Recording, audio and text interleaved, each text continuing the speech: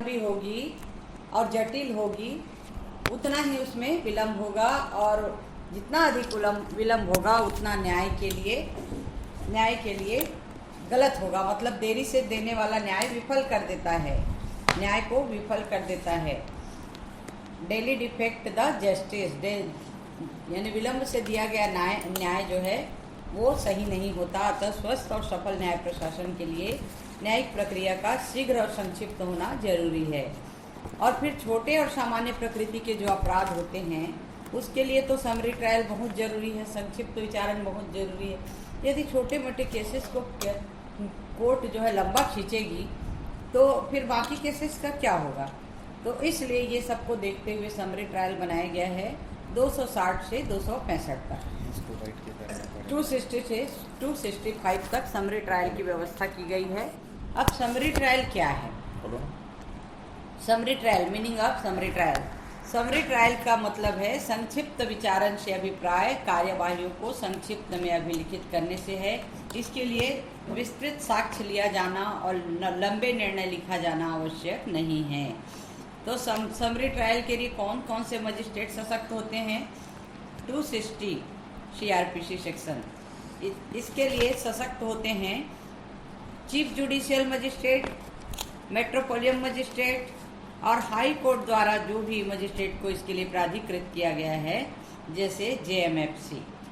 तो chief judicial magistrate, मुख्य न्यायिक मजिस्ट्रेट, महानगर मजिस्ट्रेट और JMFC judicial magistrate first class प्रथम श्रेणी मजिस्ट्रेट, ये तीनों सशक्त हैं। अक्सर सिविल जज में APP में ये आता है कि समरी ट्रायल के लिए कौन सी धारा के तहत की जाती है, 260, 260, और कौन कौन से मजिस्ट्रेट जो है सशक्त हैं। तो इसके लिए है CGM चीफ जुडिशियल मजिस्ट्रेट, मुख्य न्यायिक दंडाधिकारी, महानगर magistrate, metropolitan magistrate, high court द्वारा सशक्त जिसको भी किया गया है तो JMFC को किया जाता है। अक्सर ऐसे केसेस JMFC के यहाँ आते हैं और सिटी एरिया के केसेस CGM के यहाँ आते हैं, और यदि महानगर है तो महानगर मजिस्ट्रेट के पास जाते हैं। तो उच्च न्यायालय सेकंड क्लास मजिस्ट्रेट को भी कर सकता है, पर विशेष परिस्थिति में उनको जुर्माना या 6 महीने का कारावास हो तभी किया जा सकता है। 261 में उच्च न्यायालय किसी भी मजिस्ट्रेट को जो द्वितीय श्रेणी के हैं मजिस्ट्रेट की शक्तियां रखता है संक्षिप्त विचारण की शक्ति प्रदान कर सकेगा, लेकिन सेकंड क्लास मजिस्ट्रेट केवल ऐसे मामलों को समरी ट्रायल करेगा जो सिर्फ फाइन और या 6 महीने के जुर्माना से संबंधित है, या उसके दुष्प्रेरण से संबंधित है, या उसके प्रयत्न करने से संबंधित है। तो कौन से अपराध ऐसे हैं जो समरी ट्रायल में किए जाएंगे और जो सेकंड क्लास मजिस्ट्रेट से भिन्न होंगे?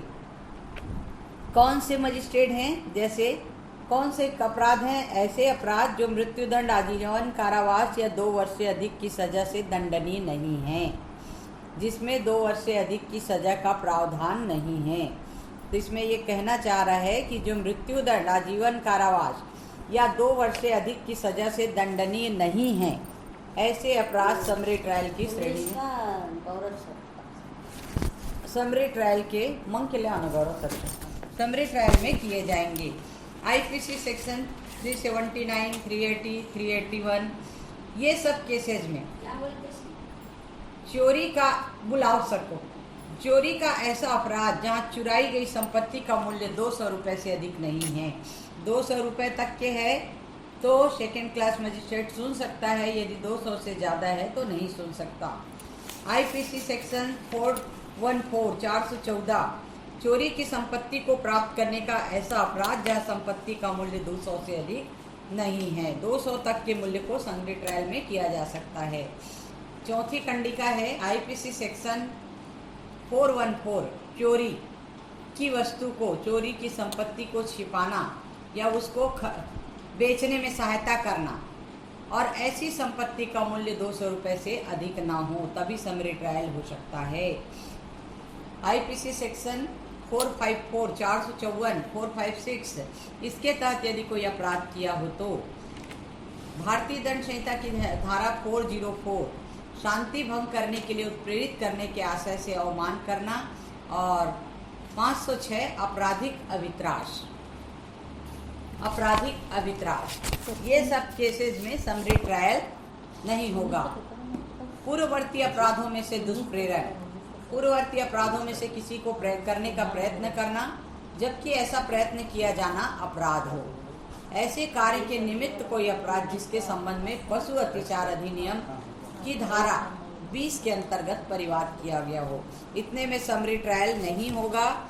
और बाकी 200 रुपये के मूल्य चोरी की वस्तु है उससे ज़्यादा में समरी ट्रायल हो सकता है।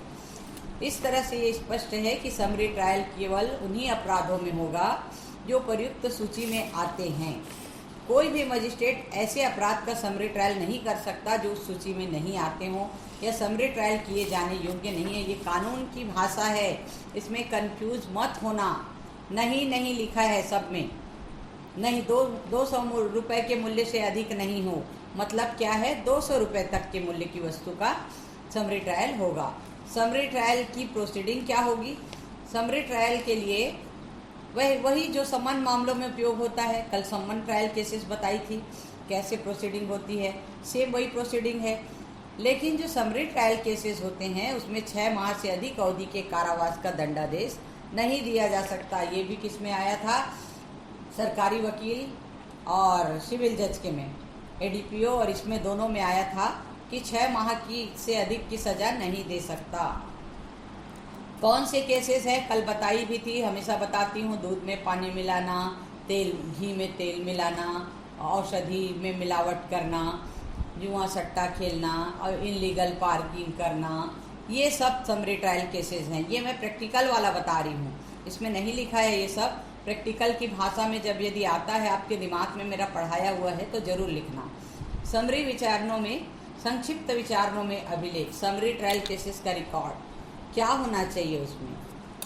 तो राज्य सरकार जो स्टेट गवर्नमेंट है एक प्रारूप देती है, उसमें उसका उल्लेख किया जाता है कि समरी ट्रायल केसेस में मामले की क्रम संख्या, अपराध किए जाने की तिथि, मामले की क्रम संख्या, अपराध किए जाने की तिथि, प्रतिवेदन या परिवाद की तिथि, परिवादी का नाम, अभियुक्त का नाम, पिता का नाम, निवास स्थान और कौन सा अपराध हुआ है, साबित हुआ अपराध, 260 के अंतर्गत आने वाले मामलों में संपत्ति का मूल्य जिसके बारे में अपराध किया गया है, अभियुक्त का विवाद और उसकी परीक्षा, प्ली बार्गेनिंग, प्ली बोलते हैं। अभियुक्त खड़े होकर अपना अपराध स्वीकार कर लेता है।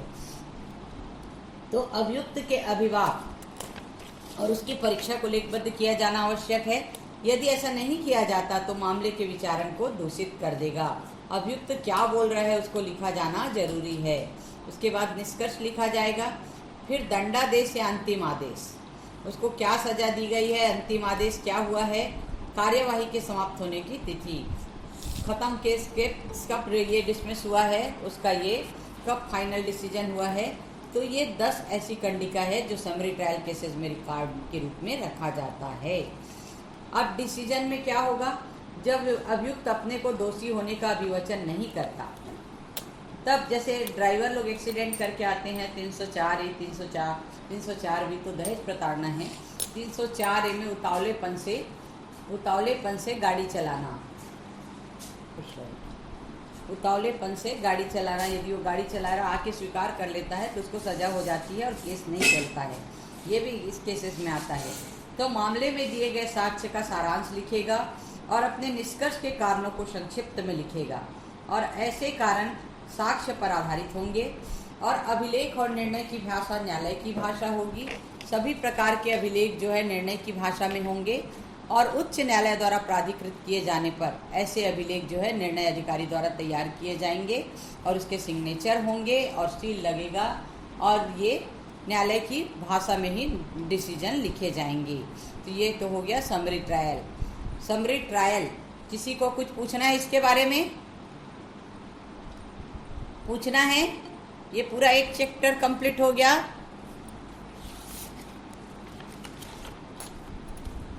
किसी को नहीं पूछना सर, सबको समझ में आ गया? अरे क्यों कोई नहीं बोल रहा है? आवाज आ रही है मेरी? जी मैम। हाँ, कुछ नहीं पूछना, समरी ट्रायल से कुछ नहीं पूछना है, आगे बढ़े। जी मैम। हाँ, क्षमादान। आगे बढ़े। सह अपराधी को क्षमादान, ये भी एविडेंस में पढ़ोगे और अच्छे से पढ़ाऊंगी मैं। सह अपराधी को क्षमादान 306 से 308 तक किया गया है। क्षमादान कब किया जा सकेगा? क्षमादान किसी भी मामले में जांच या विचारण करने वाला मजिस्ट्रेट किसी भी सह अपराधी को, पहले इसको प्रैक्टिकल में बताती हूँ, सह अपराधी को क्षमादान क्यों किया जाता है। जैसे केस के तह तक हम नहीं पहुँच पा रहे हैं, कोई गवाही नहीं दे रहा है, कोई आई विटनेस नहीं मिल रहा है, उस स्थिति में कोर्ट उसको लालच देता है, मन में ऐसी भावना भरता है कि आपको छोड़ दिया जाएगा, इसमें 7 साल की सज़ा है, 14 साल की सज़ा है, और आप जो है सही सही बात बता दो तो हम आपको छोड़ देंगे। तो सह अपराधी क्या करता है, जो अपराध हुए रहता है उसकी डिटेल बता देता है। तो सह अपराधी जब डिटेल बता देता है तो अपराधी के तह तक वो पहुंच जाते हैं, अपराध के तह तक पहुंच जाते हैं, और इससे कोर्ट में जो प्रोसीडिंग होती है उसके लिए उसको कोई तकलीफ नहीं होती।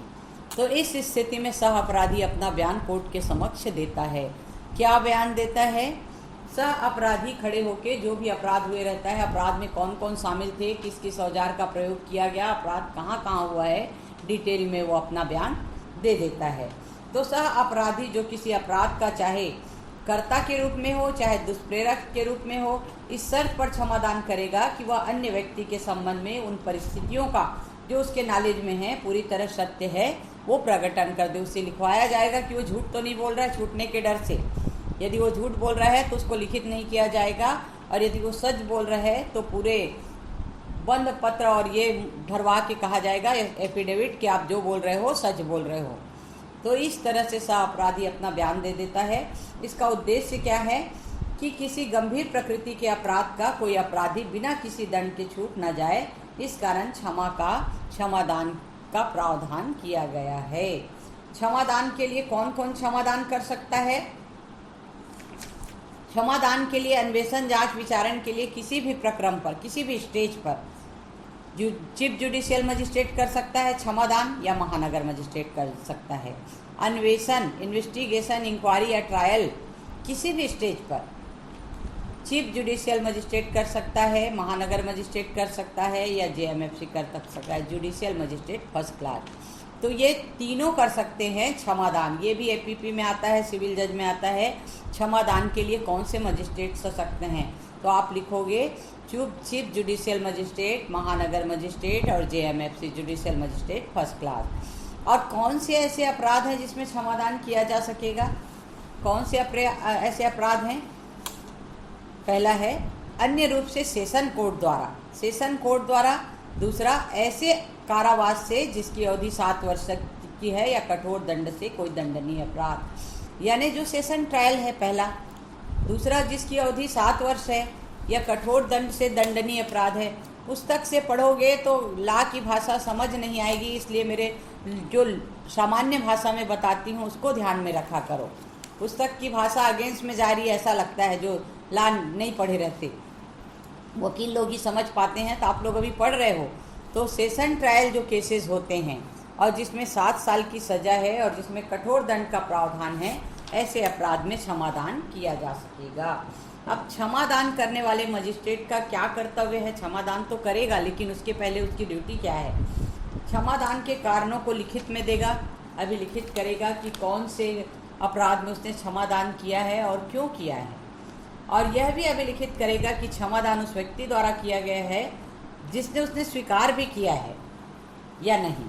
स्वीकार किया है तब क्षमादान के लिए उसको ये किया जाएगा, और नहीं किया है तो नहीं किया जाएगा। वो कुछ हमको बताएगा नहीं तो उसको क्षमादान हम क्यों करेंगे, है ना। और अभियुक्त को ऐसे अभिलेख की एक प्रति निःशुल्क देगा। जो क्षमादान के कारणों को लिखा रहेगा उसकी एक प्रति अभियुक्त को दिया जाएगा। क्षमादान स्वीकार करने वाले व्यक्ति के बारे में प्रावधान। क्षमादान ऐसा नहीं है हम क्षमादान देंगे वो स्वीकार भी कर लेगा। दोनों तरफ से हम क्षमादान दे रहे हैं और स्वीकार करने वाले की भी सहमति होनी चाहिए। तो स्वीकार करने वाले व्यक्ति के बारे में क्या कहता है कानून? कि प्रत्येक व्यक्ति को अपराध का संज्ञान करने वाले मजिस्ट्रेट के न्यायालय में या पश्चातवर्ती विचारण में कोई साक्षी हो तो उसकी पूर्व परीक्षा करेगा। साक्षी के रूप में करेगा, अपराधी के रूप में नहीं करेगा। अपराधी के रूप में परीक्षण नहीं करेगा। रणधीर बासु बनाम पश्चिम बंगाल। इस केस में कहा गया है सुप्रीम कोर्ट ने कि यह आवश्यक नहीं कि इकबाल साक्षी का परीक्षण खुले न्यायालय में किया जाए और उसका परीक्षण मजिस्ट्रेट के कक्ष में हो।